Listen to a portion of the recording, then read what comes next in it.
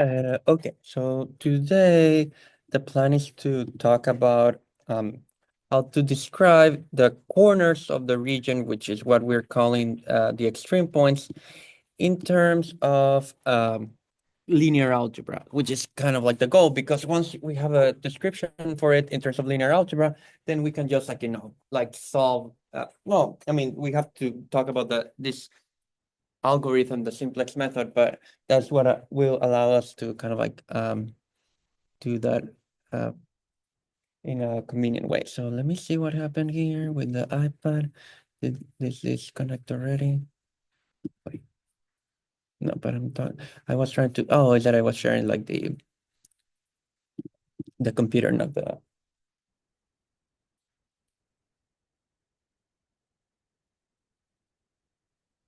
let's see, let me,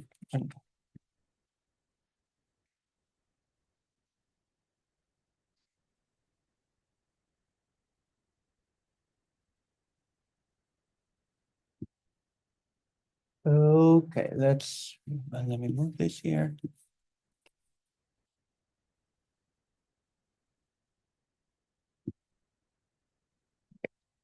So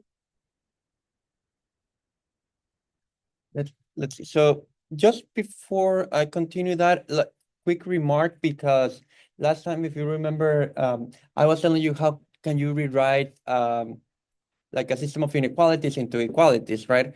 I didn't say it explicitly, but like just like a brief remark.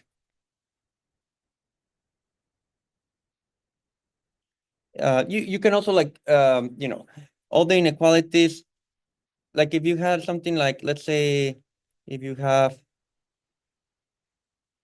3 less or equal to 2x minus 5y plus z, right?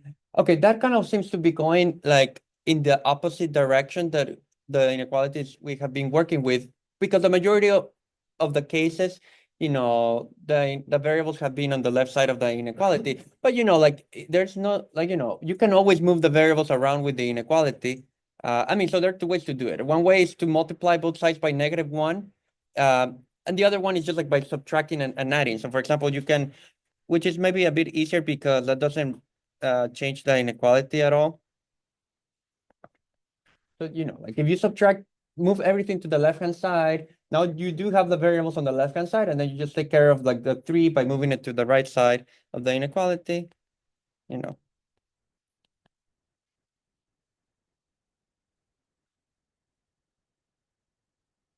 And so now by rewriting it this way, now all the variables are always like are less or equal to a number. So I'm just saying, like, what I'm trying to say is that any inequality, so any inequality with, like, like the variables, like a number less or equal to the variables, can be turned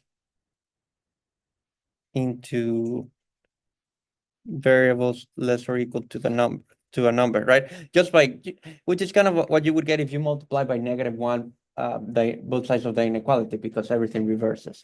So, like, like that is not per se like such a big thing, like a big issue.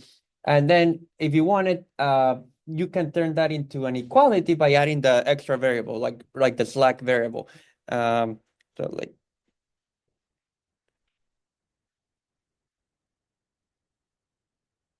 so let me call it W because it's only one more.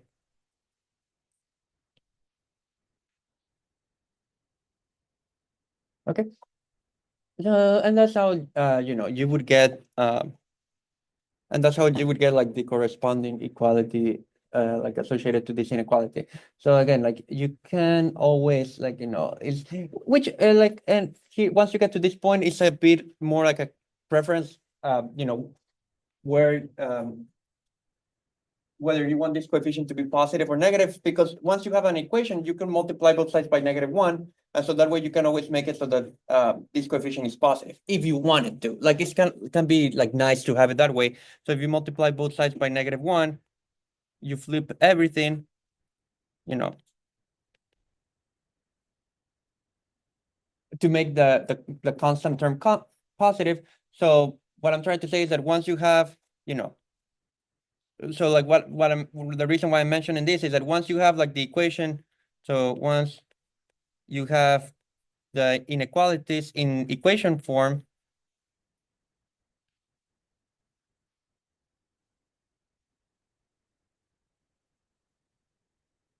if preferred, you can always make the constant term positive by multiplying by -1. You know, that's up to you. I'm not saying you have to, but sometimes, you know, it can be like aesthetically pleasing. If preferred, you can make the constant terms.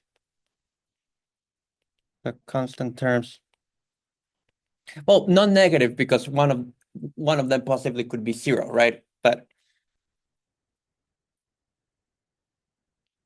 by multiplying the equations by -1.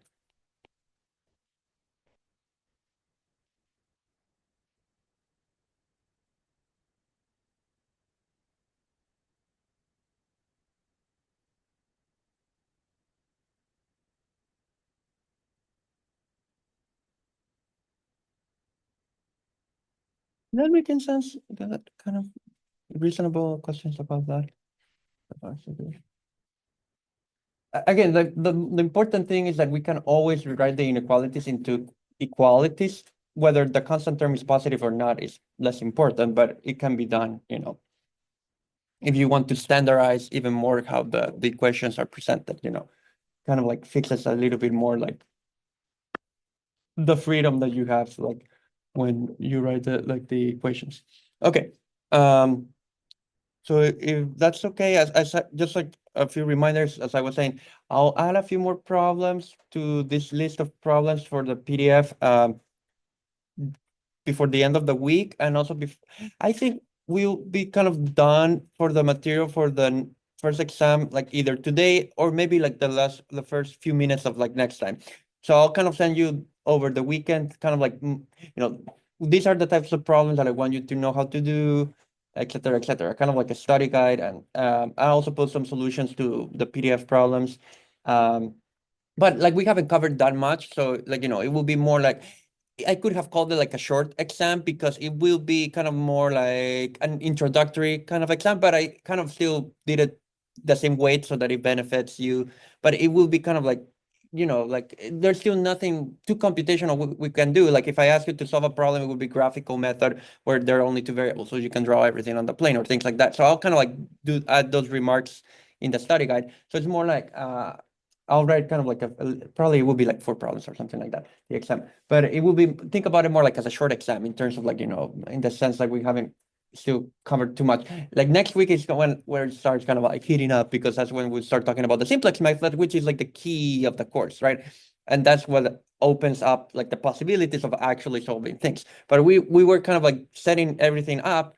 So because there's like some discussion that needs to take place before you get to that point. Okay.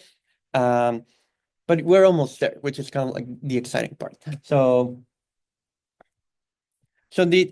back to what we were doing last time.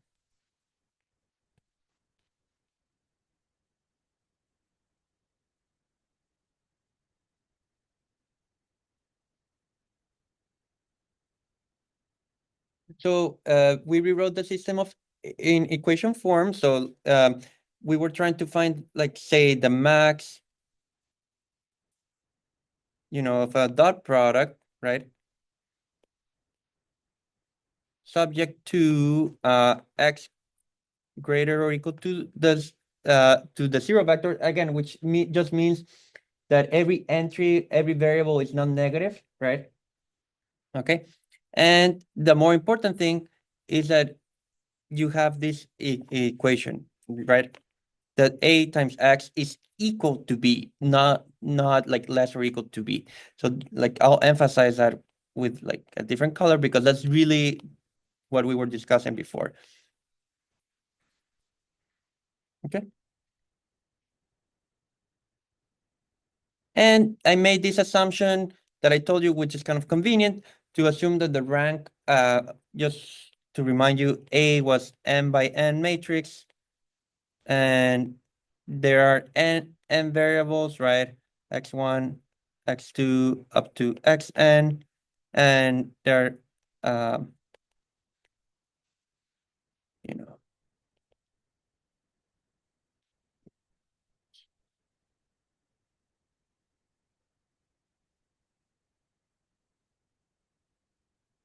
and then there are like m equations. So like the assumption that I was telling you, we can use if we want, which is like, it will more or less be always true for us. So it's not like an assumption you have to worry about checking, like it will be baked in into the problems we work with, is that the rank of the matrix was like the number of rows. So assumption was that the rank of A is just like the number of rows.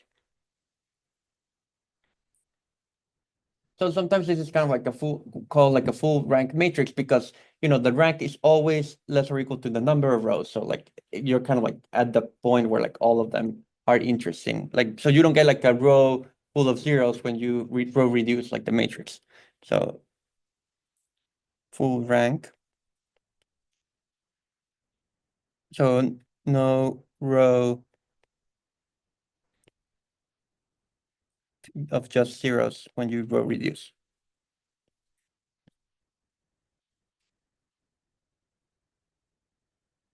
Okay.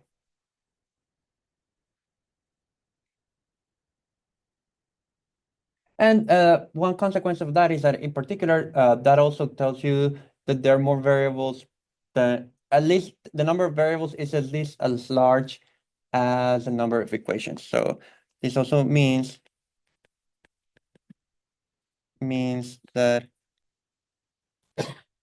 m is less or equal to n. So the number of variables, or like, let's put it like this, number of equations is less or equal to the number of variables.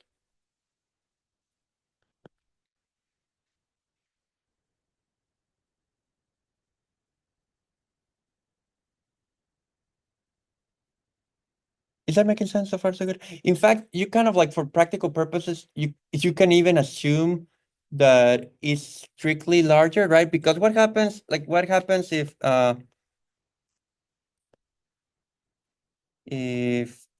number of equations equals like number of variables, uh, then that means like m equals n, right? So the matrix would be a square, right? It would be like a square matrix. Well, and I don't know how much. I'll probably also tell you which facts from linear algebra you should remember, but they're not that many. But if you have a square matrix of full rank, right, that means that the matrix was invertible. Like, all the rows had to be linearly independent. So if the rank is, if I don't know if you remember, like, how do you find like the inverse of a matrix? You would row reduce it, and if you could get to the identity that was like invertible, so that like the identity has rank m, right? So what this is saying is like, if you had like a square matrix of rank m, then the matrix would be invertible, then A would be invertible, and like this system would have like a unique solution. Which is not that interesting, because like we like potentially we're interested in regions where like there are infinitely many points, like so that you can like find or either max or mean. If there's only one solution to the system of equations, there's only one point to check whether there's like a max or a mean. Like there's nothing much happening if like this like the region itself is a single point. So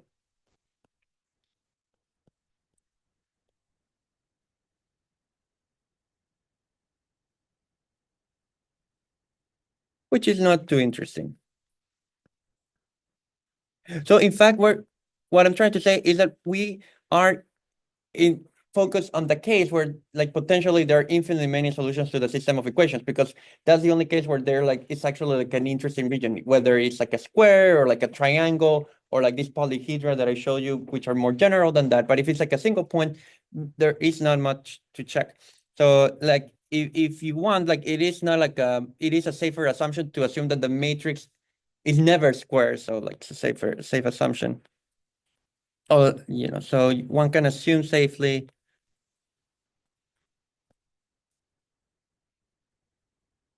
that the number of equations is less than the number of variables, strictly less. So A is never square, okay?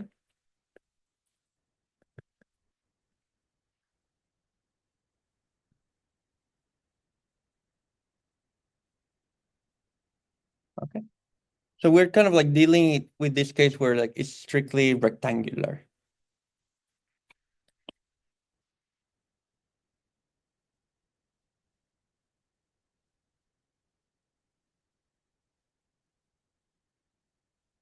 That making sense? For so good questions about this up to this point. Yeah, I just wanna try to understand what you, wrote. You're saying that, if the rank n equals the number of rows, so if you have. right. that, then the matrix A would be invertible.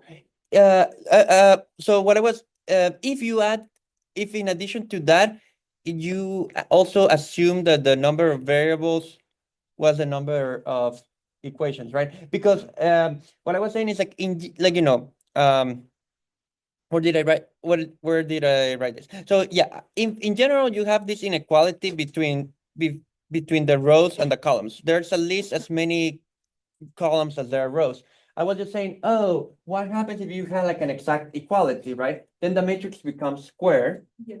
And then I'm trying to say, oh, that's not actually that interesting because if you have a square matrix and you can row reduce it, right? If the rank is like the number of rows, that means that you get one, one, one, one, one, right? You know, like this row reduced echelon form. So you would get to the identity matrix after you do like the row reduction. And like for a square matrix, if you get to the identity matrix, it has like an identity, an inverse, you know? And once you know that the matrix has an inverse, there's this characterization of systems of linear equations. If the matrix had an inverse, like the system had like a unique solution. But if there's only like a unique solution, that is not super, you're trying to find a max or a mean in a region, right? So if there's only like a unique solution, there's only one point to check whether it's a max or a mean. And like, okay, that's fine. But like the problem is kind of like there's nothing to worry about. There's only one solution to check. You know what I mean? Would this always be the case if the matrix was square and it had rank m? Yeah, it would always be the case. Exactly. Yeah. But my point is that precisely it's like, oh, that is so not interesting for us that we don't even consider it. So we will always consider non-square matrices because what's the point of considering like a square matrix? Like, there would be only one thing to check. So like, there's no algorithm needed if you have one solution, right? Like the algorithm becomes like, oh, let's just find the inverse of the matrix. And if I find the inverse of a matrix, it's like a computationally heavy like problem. Like, I mean, it does take a lot of operations. Like, so it does take time, but at least like there's nothing new to learn. Like, you're just like, you know, finding the inverse. So I'm just saying like, okay, these all can be done like in terms of like just like non-square matrices. So we're dealing with non-square matrices with more columns than rows. Basically, that's all that I have been said so far. Is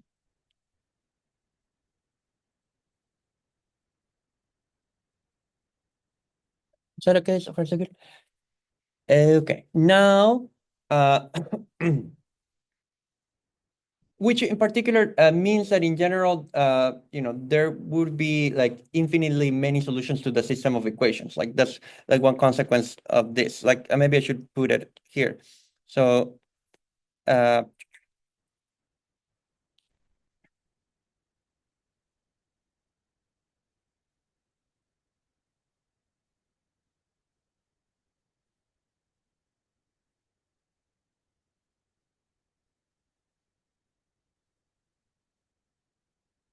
and so that means that we're on the right track.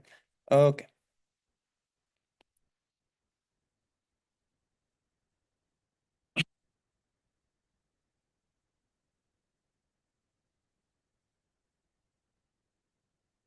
So before giving you the next definition, it is kind of better to start with an example so that things are a bit more concrete. Because if I just write the definition, it can it can be a bit like confusing. So let me put let's just look at a particular matrix and a particular vector, and then I'll extract like a useful definition from it. Okay. So here's um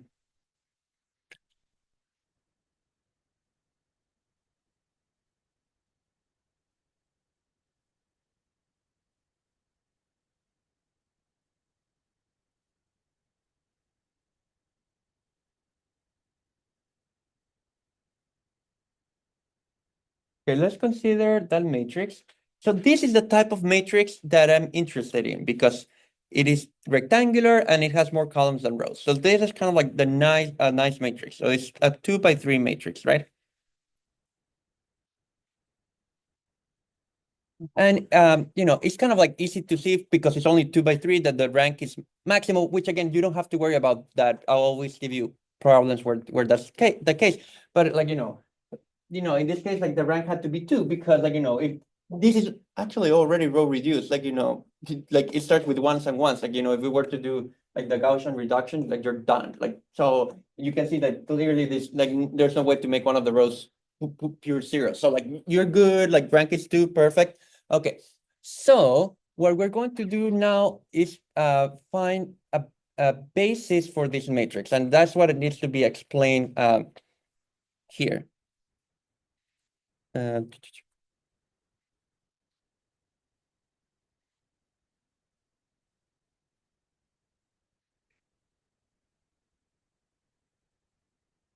so a basis for the matrix A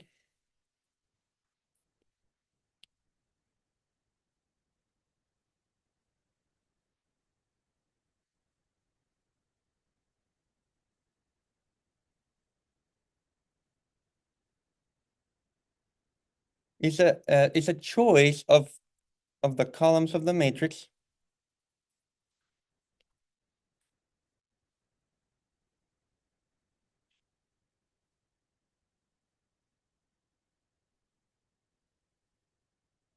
so the columns chosen. I'll kind of write it in this way, like form an invertible matrix.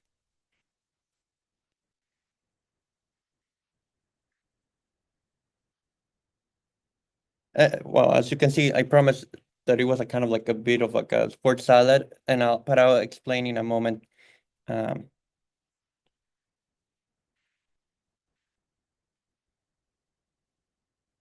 I'll explain in a moment with this example what I'm trying to say.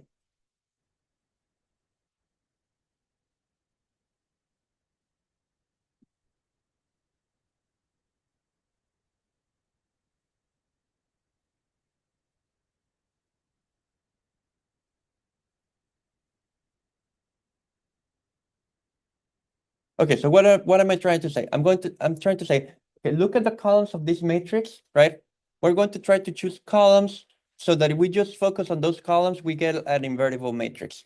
Okay, so what do I mean by that? Imagine like if you just try to choose like the first column, right?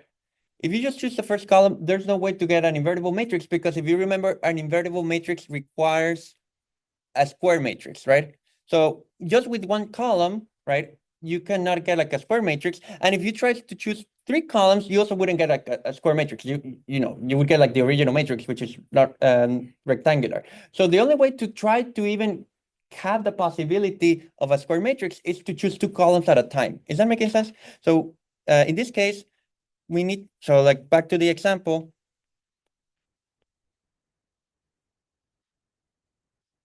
to we need to back to example, we need a square matrix which has to be, we need a square matrix, and since the columns have 2 entries, and since columns have 2 entries, like the matrix has to be 2 by 2, right?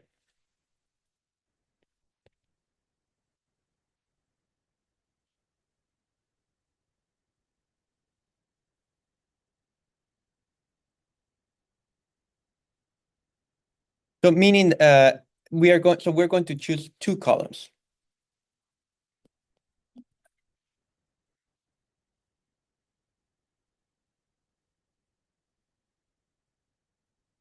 Okay, so this is like for those who like combinatorics or like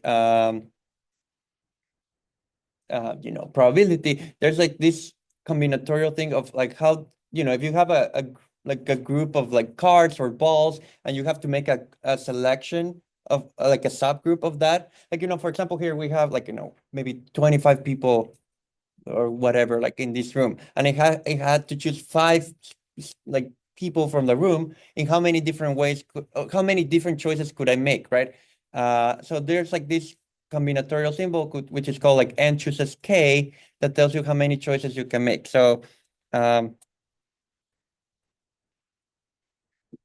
kind of tell you what that means, like how many sets with k elements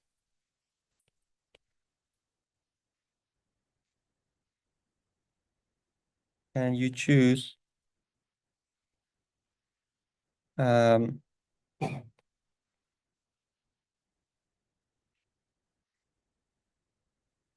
a set with 3 elements.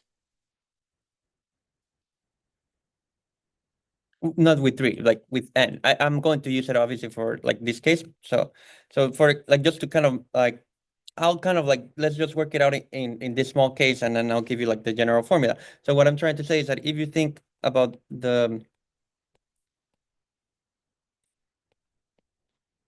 if you think about the matrix A, we have 3 columns, which I'll call, and that's not how I'll call them later on, but like now for like, okay, let me call them like uh, actually better like this: column 1, column 2, and column 3. So if I ask you, like I need to select 2 columns, right? How can I do that? I could select column 1 and column 2, right? That's one possible selection. I could select column 1 and column 3. That's another possible selection, right? And I could select column 2 and column 3. Is that making sense? So like those are the only two, like those are the only ways to select 2 columns out of the 3. Yes. So you can mix and match. Uh, You can't do column 3 and then column 1. oh, like the thing is like, Column 3. I mean, you could, but like, you know, right, like you could, like, yeah, but the order is kind of like, we can always kind of like assume that you're gonna arrange them so that like, you know, the smallest index, which you would say appears like kind of like a, like this number has to be less than this number less than this, to avoid the redundancy, because it's strictly speaking true, right? But I don't care kind of like the order in which I'm not caring too much about like the order in which I select them, or if not, if you prefer, you can just think that you're selecting them in the order that the smallest position always like comes first, and then the second, like, so that there's a kind of like a unique choice, if you know what I mean. Um, uh, but no, that's a good point, because otherwise you would have like 6 factor, like, well, I mean, you could do like all of this in the opposite order, right? Like, which does give you more possibilities, but they're kind of like redundant, you know what I mean? And actually, I'll explain it like in a moment if you think about it in terms of the matrix. But what I'm trying to say is that, okay, so here, like, you can choose 3 groups of 2 columns. That's what I'm trying to say. If you ignore like this ordering thing, so can choose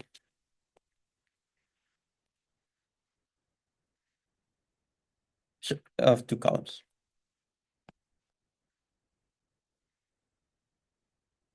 Is that making sense so far, so good? Is that okay with everyone? And like this formula for the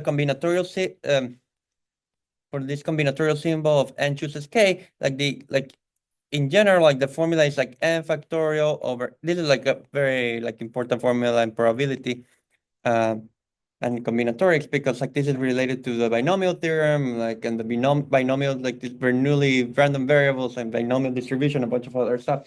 So if you kind of look at this in this particular, like, so this is like a useful formula to have around.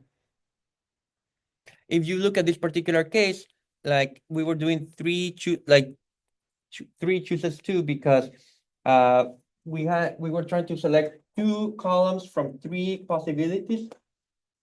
So like 2 element sets from a set with 3 elements, which would give you 3 factorial over 2 factorial times 3 minus 1 factorial, and sorry, 3 minus 2 factorial.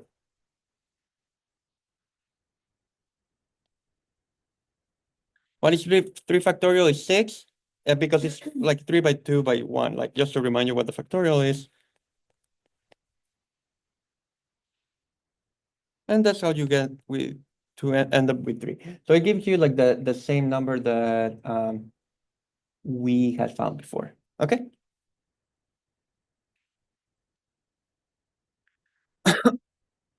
that making sense? So far, so good. Questions up to this point. Okay, so what's my point? What am I trying to do with this? So what I'm saying is that, okay, so you have the original matrix, you're trying to find all the square matrices you can make out of it, basically.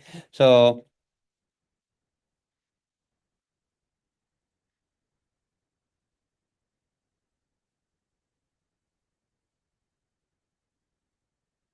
I'll like for each of the like let me put the choices in different colors. So for each of the choices, I will I will kind of show you how the matrix looks like. So if you put like columns 1 and columns 2, right? If you just keep columns 1 and columns 2, this is 1, 0, 0, 1. If you keep columns 1 and columns 3, this is 1, 0, 2, 1. And if you keep columns 2 and columns 3, you get 0, 1, 2, 1. So those are like the for like the choice of columns, those are the corresponding matrices. Okay?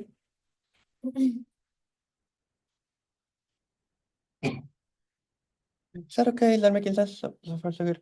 And okay, so okay, so you make these choices, and for each of them, you would check whether the matrix is invertible or not.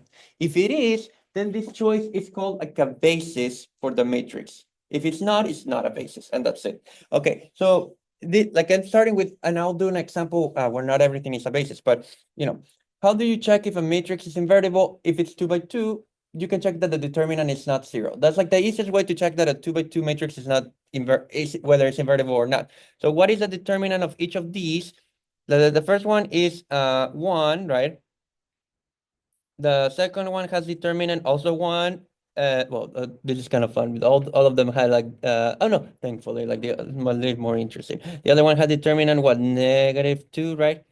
The important thing, like you can mess up the determinant a little bit. The only thing that you need is whether it's 0 or not. So even if you have made a mistake, as long as it doesn't turn it into 0, you would have been fine. So each of this is invertible, right? So this is so invertible, which is like a basis. So what I'm trying to say is that like what you would say is that C1, C2, the choice of C1, C2 forms a basis.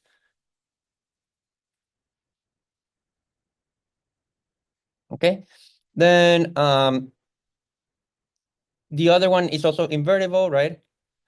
So the choice of columns, C1, C3 is also a basis.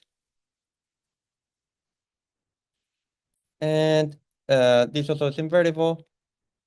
And so the choice C2, C3 is a basis.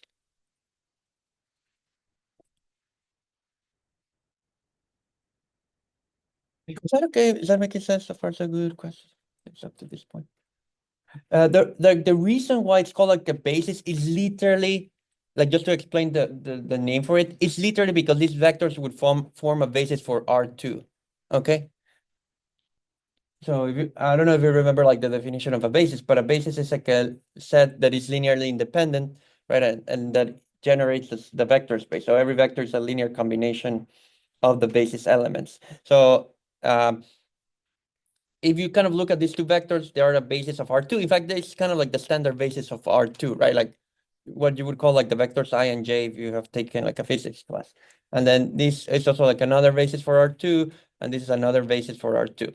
So what I'm saying, like just like a little bit of like the explanation for the terminology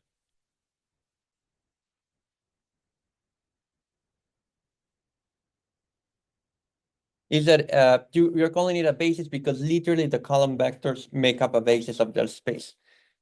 The column vectors from the basis make up a basis for the space.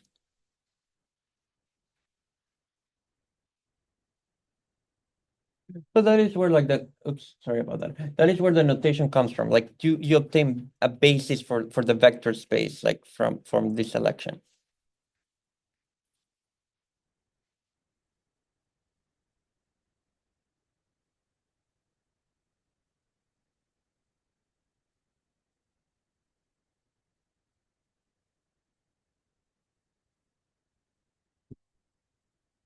Is that okay? Is that making sense? So I still haven't said why do we want to focus on this, but let me do another example just to show you that not every selection necessarily works. Okay, so here's another matrix. So this is a different matrix.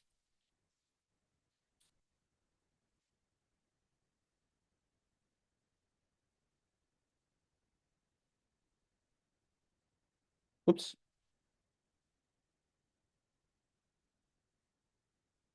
Again, what are the selections you could make? You could make column 1, column 2. You could make column 1, column 3, and then you could make column 2, column 3. So if you chose column 1, column 2, the matrix that you get is 1, 0, 0, 1, right? Like the first two columns. If you choose column 1, column 3, you get 1, 0, 0, 2, right? Like the first and third columns of the matrix.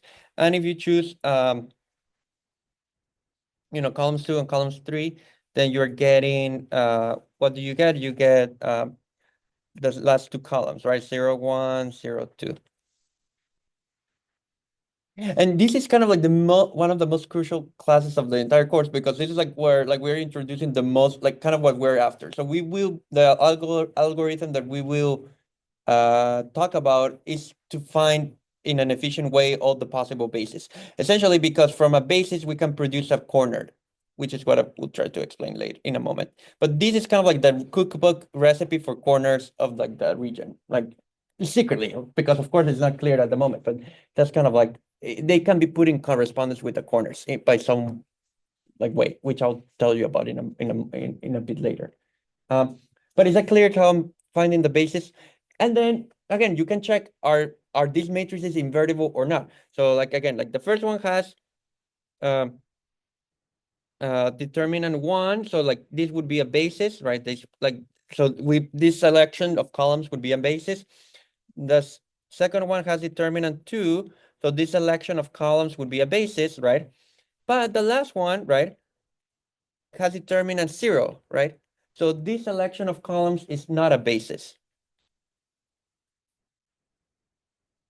So what that means is that the selection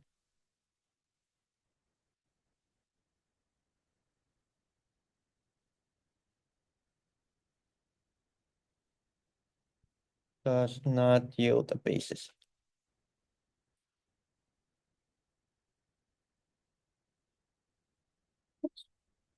So it's not that every every choice will generate a basis.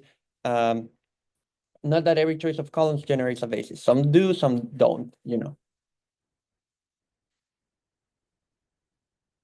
And when the matrices are small enough, like this is like a very kind of like exhaustive way to kind of like go for all of them.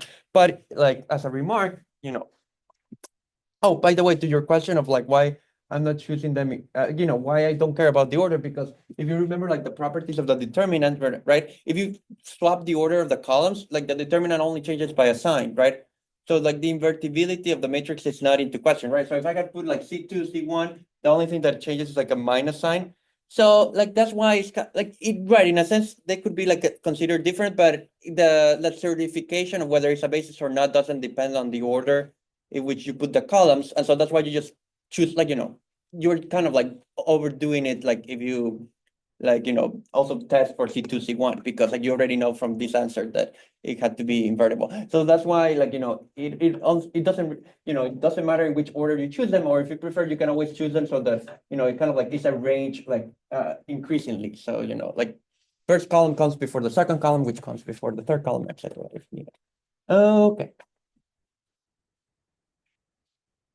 But so just like as a remark, there are, because of like this combinatorial symbol, there are at most for an n by n matrix,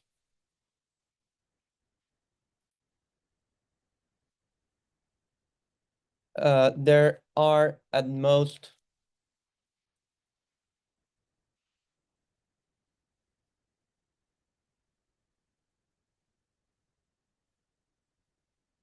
options. So this is like the number of options that you need to check. Like if you were trying to find like all the possible bases.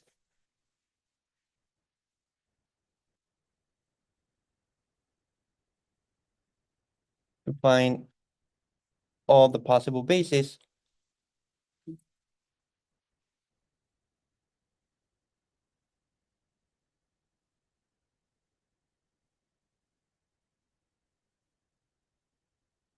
But the thing is like this number can grow like it is like like can grow exponentially, like it grows exponentially large, like with like, but like can grow really fast. So like that's why it's not like a feasible, not like feasible to kind of like go through all of them. Like if you were to implement this as like a computer program, to try to find like all these bases, but this number can grow very large.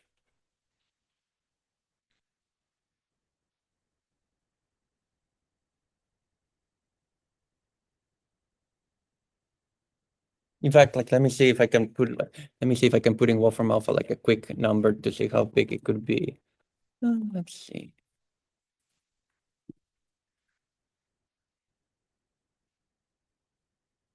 Oh, that's not too bad, but if you had like something like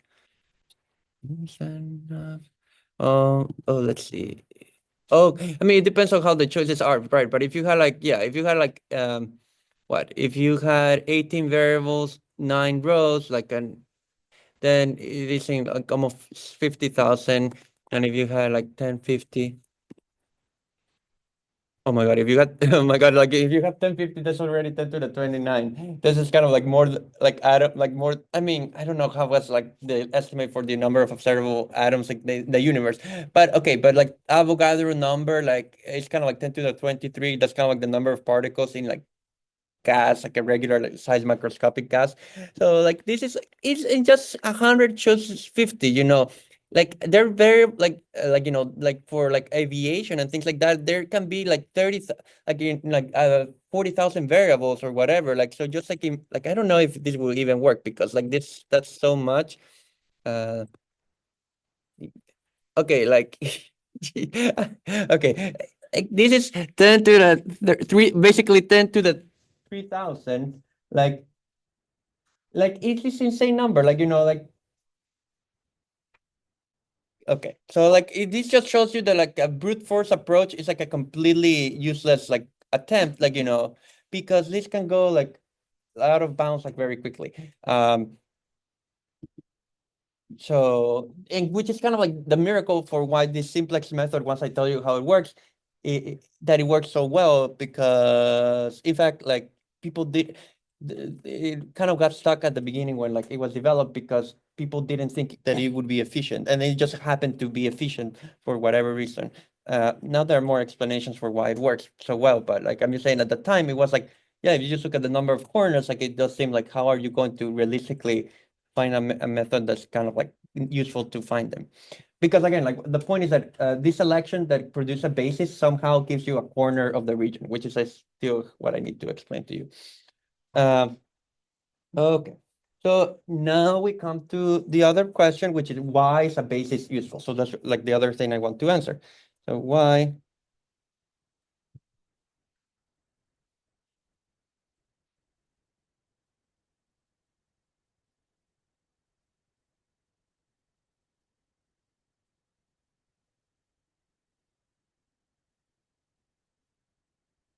Okay, so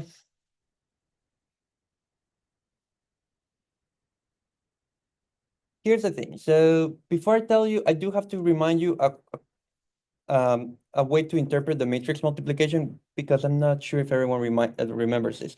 But let's go through, go back to one of these like matrices. Which one? Okay.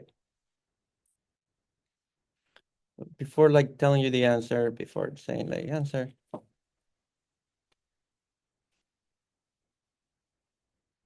Answer. Just like a reminder of how matrix multiplication works. So there are two ways you can interpret matrix multiplication as. Um, okay.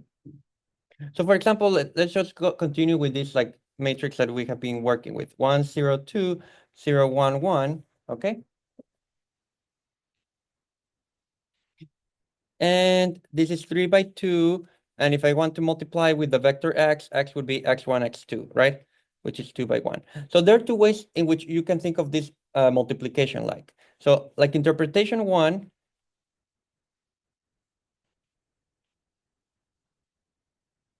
is that to do the dot product, like to do the, you know, sorry, no, this is like, this should be, what is going, this is 2 by 3, sorry. Like, so I'm missing, oops, did it like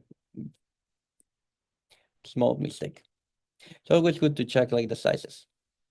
Okay, so interpretation 1 of like the product, right, is that to find this product, what you do is like do the dot products between the rows of the matrix and the vector x, if you remember. So like it's like a, like the entries are kind of like row dot x, right?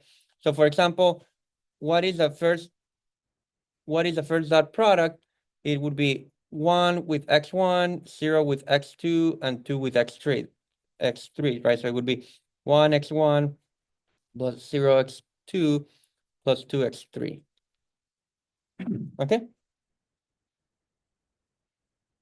And what would be the second dot product? It would be 0 x1 plus 1 x2 plus 1 x3. Which if you simplify this, it gives you x1 plus 2x3, and then x2 plus x3.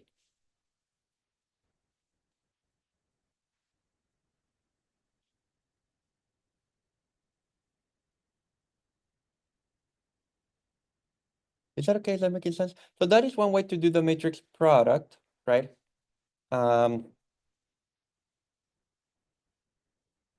Here's another way. So that's like interpretation 1, which is not that useful for what I want to say now in a moment to explain why the basis is useful. The other way to interpret like how to do like the multiplication is that doing like the product is like taking a combination of the columns of the matrix. So, you know, AX is like a combination of the columns of the matrix.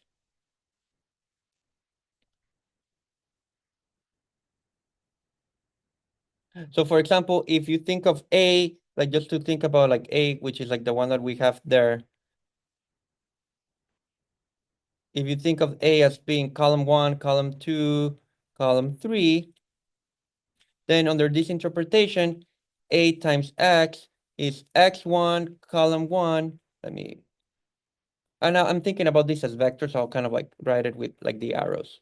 A bit like exaggerated, but like, it's fine. Plus X2, column 2, plus X3, column 3.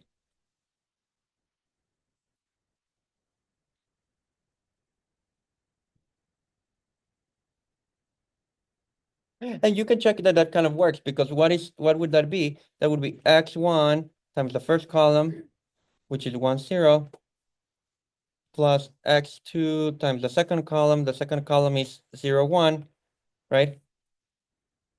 Plus X3 times the third column, which is 2, 1. And there you're almost in the same spot, right? Like this is X1, 0 plus 0, X2 plus 2x3, x3. Oops. And then you add all of these together, and like you add the vectors together and you find x1 plus 2x3 and x2 plus x3, which is the same as what we had before.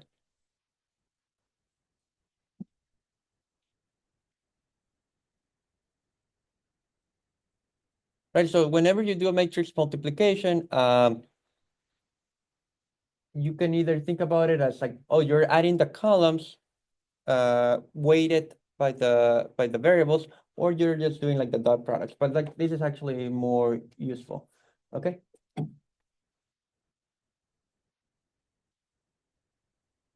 Is that making sense? So this was like a brief remark just to explain what will happen next. So so back to why the basis is useful. So the idea back to why the basis is useful, or having a basis is useful.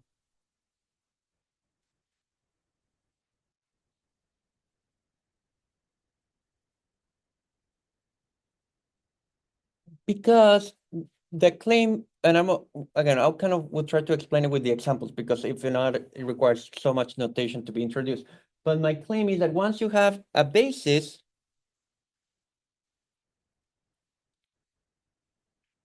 if you know a basis,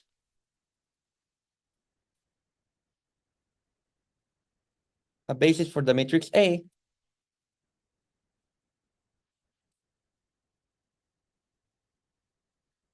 then you can produce a solution to the system of equations. Then you can find a solution to the system. Then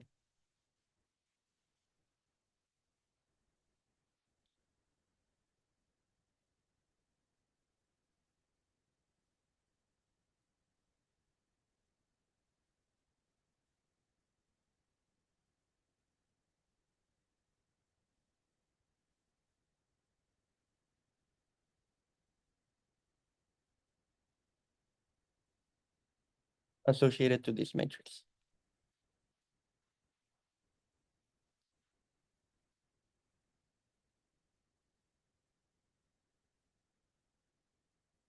Okay.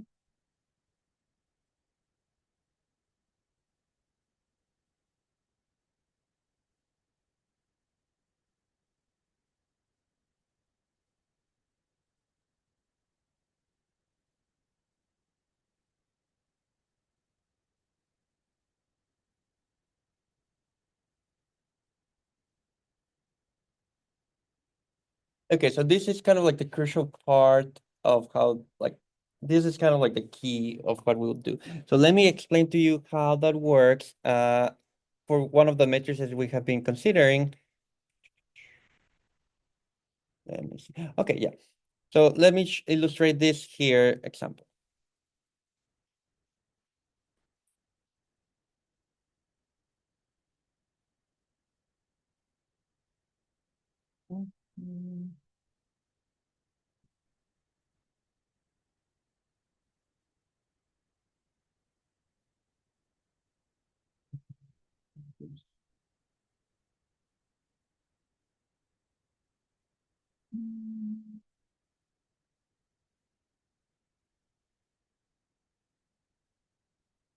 Okay, this one is fine.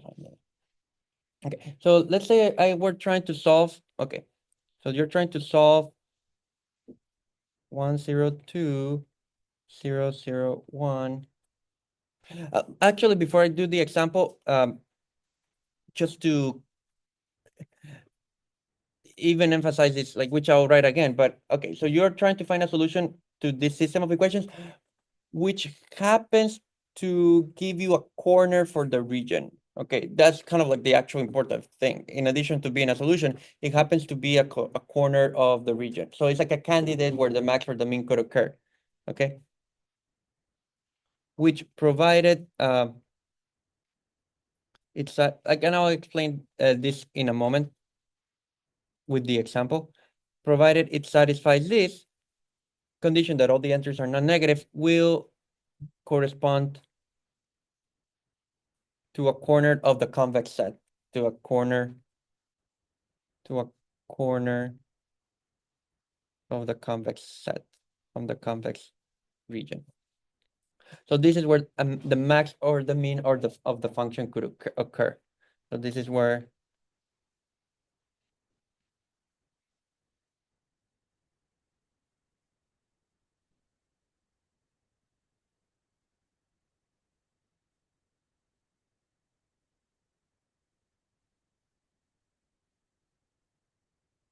okay, so this is like the key reason for why we want to kind of like study these basic solutions or like these basic sets, because we will produce solutions that are the candidates for the max and the mean.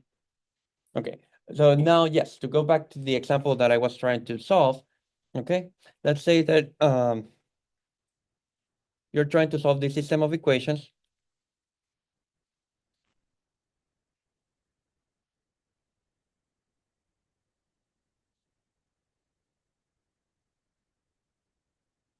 Okay.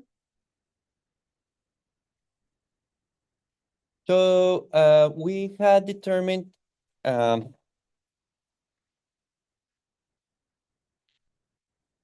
maybe this is like I'll start with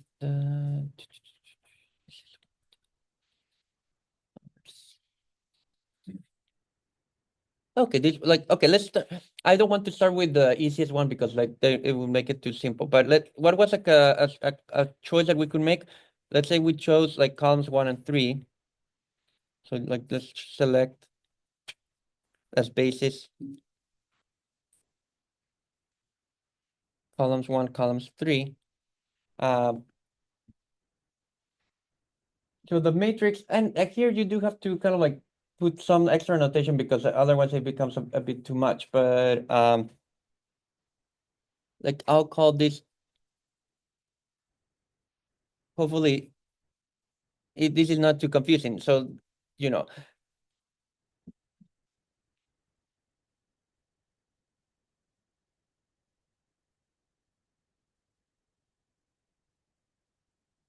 so by this I just mean, oh, this is a matrix built by columns 1 and 3 from the matrix A. Because if you don't write something like that, then like you do have to keep track of these things, and that is kind of like the easiest way to do that. So like you just like kind of like refer to the matrix in terms of like the column, like the numbers, like the positions of the columns that you wrote. Okay. So that would be the matrix.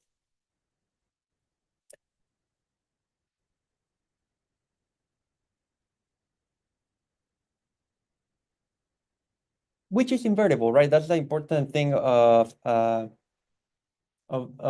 this matrix, right? Like it has an inverse. So because this matrix is invertible, what like again, what is the most important thing of an invertible matrix? That a system of equations for an invertible matrix always has like a unique solution, right? So what that means is that so the system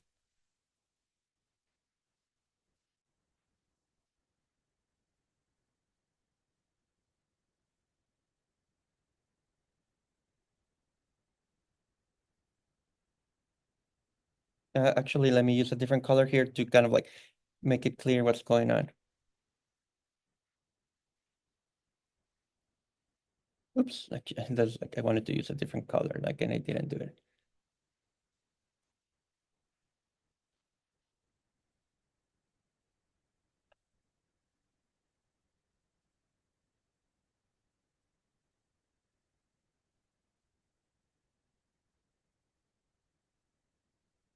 Okay, so what is called, okay, so now let me explain what's going on here.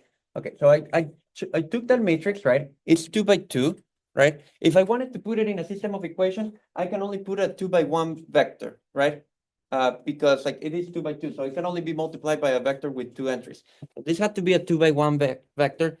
Okay, now why am I calling these variables x1 and x3? Because of the 3 variables, I'm choosing the columns associated to 1 and 3. So I'm kind of going to keep track of the variables x1 and x3. So I'm kind of forgetting completely about the existence of the second column here. Yes.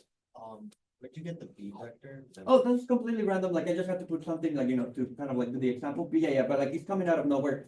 And it has no relation to, finding the basis has no relation whatsoever to this B vector, right? It's just that if you want to solve like an actual system of equations, I do have to put something in here. But yeah. Like, so the basis is completely unrelated to this B vector.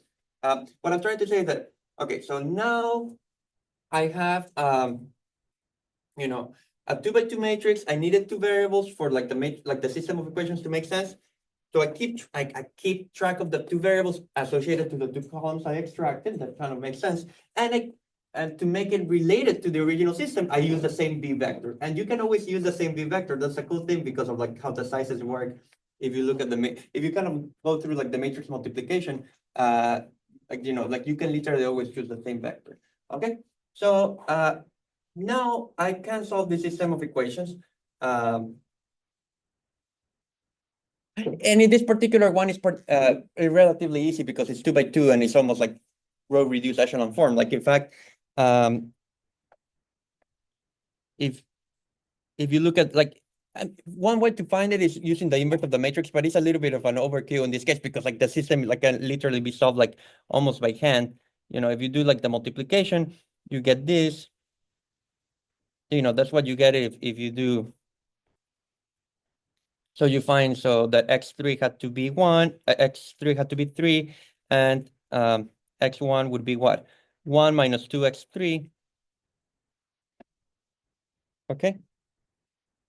Is that correct? Yes. So that would be negative 5. Yes. Yes. Good.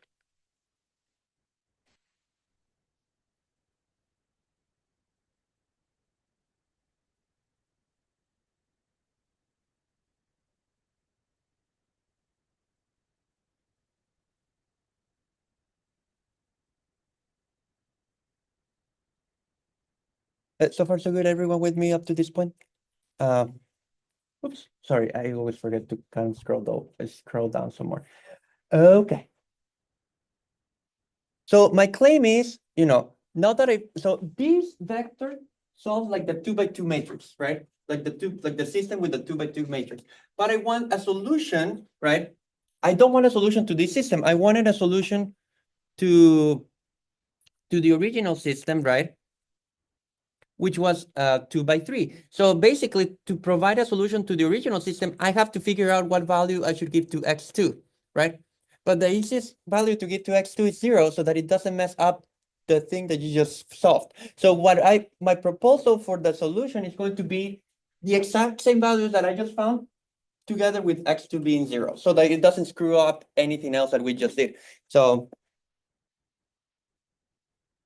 my proposal, so the solution to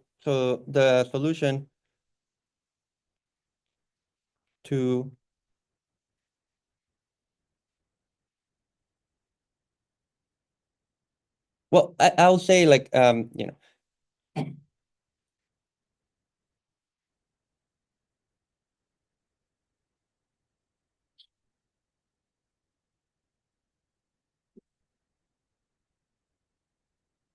corresponding to these bases,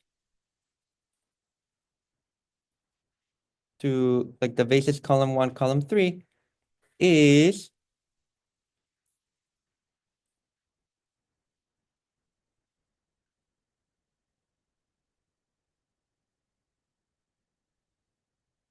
okay. So the -5 and 3 come from solving the 2x2 system, and this is like kind of like declared to be 0 because it didn't appear. So declared 0 since it wasn't used.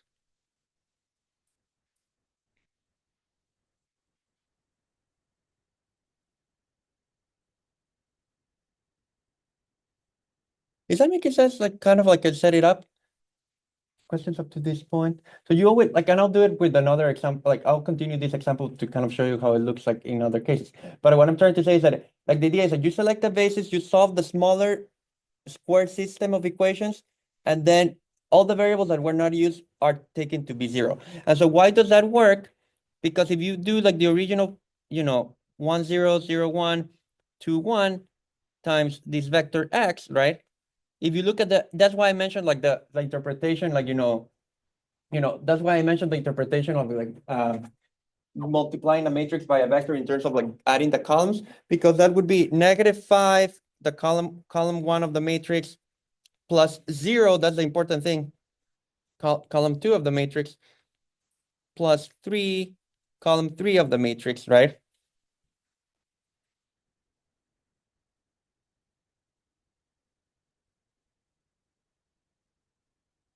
And that is literally what we called like, what is negative, like, this is like column 1, column 3 times -5, 3. But that is like literally like this 2x2 matrix that I call like what, A13, if I'm not mistaken. And like this was kind of found so that it would give you like 1, 3 by definition.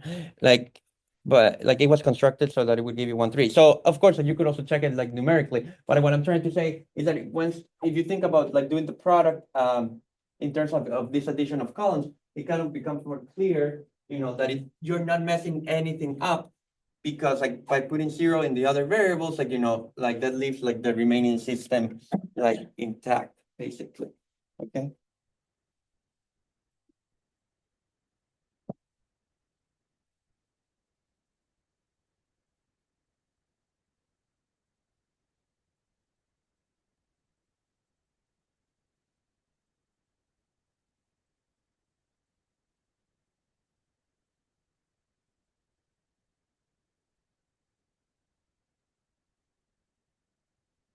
That making sense. I've actually good questions about this. Let me do another example so that you see kind of how this, like a little bit more interesting at 2x4 matrix, like like so that you kind of like see what's going on. Professor? Yeah. So you're just teaching us how to solve like a system of equations, right? Well, yes, but we're trying to, I mean, you kind of know how to solve systems of equations before using row reduction, right? I'm kind of telling you how to find particular solutions to the system of equations. So particular, Because these solutions are specifically associated to this choice of columns of the matrix. all these are the basic. Right. You do know how to solve systems like from scratch, right? It's just like when you solve a system of equations in the usual way, you find all the solutions. So once you find all the solutions, you cannot distinguish the interesting ones from the non-interesting ones. What I'm claiming is that this method produces the interesting solutions, which are the corners. Okay, okay. Here's like oh, sorry, yeah. But this one wasn't. Right, like that. Well, that's actually something I would say. Like, yeah. Let me mention in this case. So, like, right before continuing to the next example, that's a good like observation. So notice that what is it? Well, yeah, and we can finish. Let's what did how did I write it? 5 -503. So okay. So this one solves. So this one does solve AX equals B, but for the optimization problem, yes, we also want, but for optimization problem,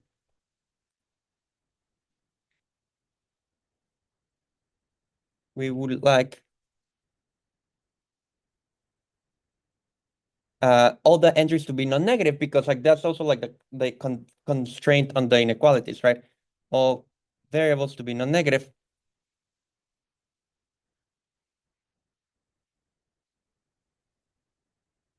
So it fails to be a candidate because of that.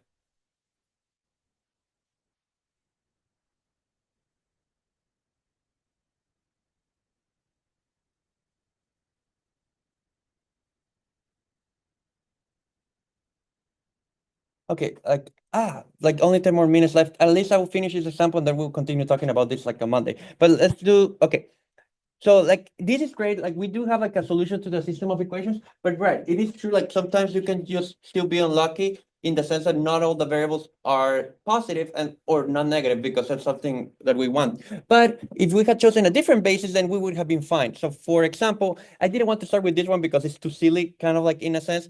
But let's start with like and that's the last thing I'll do for today, and then we'll continue next time because this is like an important, like this is one of the most important topics of the entire course. Like understanding this is kind of like really what like opens the door to like doing like everything else like in the course, so that's why I kind of like trying to go slowly because like every single detail like really matters for this one. But just going to, I mean, it's almost like too silly to be true. That's why I didn't want to start with this one. But what is another, like, so originally I had chosen as basis the first and third columns. What if I just choose the first two columns as the basis? That's kind of like the most obvious one because like it's the identity matrix, right? So like if I choose column 1 and 2, columns 1 and columns 2, the matrix associated to that, right, is like the identity, which is almost like too easy to be true, right? And then what happens, what I was saying is that you would consider the system of equations like of the matrix times the vector of variables, but now this is 2 by 2, and again, so you need a 2 by 2, sorry, a 2 by 1 vector. But before, if you notice, when we had like the submatrix, right? When we did the submatrix thing, I used x1 and x3 because these were columns 1 and columns 3. Because now I'm choosing columns 1 and columns 2, right? I'm going to multiply this by x1, x2. And I'm going to try to solve 1, 3. So I'm still going to use the vector b. Okay, but okay, that's why I didn't want to start with this one, like, because it's just doing like the identity times like x1, x2 should be like 1, 3, right? And okay, what is the solution to this system of equations? There's nothing to solve, right? Like that just tells you that x1 equals 1 and x2 equals 3, right? And my claim is that, okay, that's perfect. That solves like the system without the third column. And so don't mess it up. So to solve like the system with the third column included, just make the last variable equal to 0. So the solution to the original system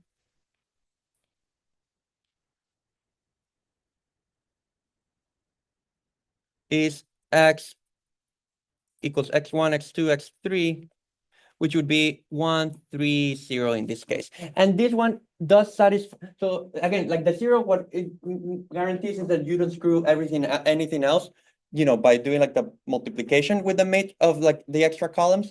And this one does satisfy the constraints, like in the sense like all the variables are non-negative. So this is like a legitimate candidate for max or min because like it also satisfies.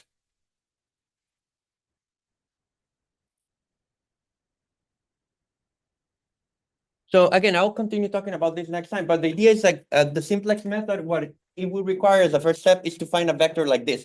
So if we had found like a vector like the previous one, we would not have been able to start the algorithm because it didn't satisfy the conditions that all the variables were non-negative.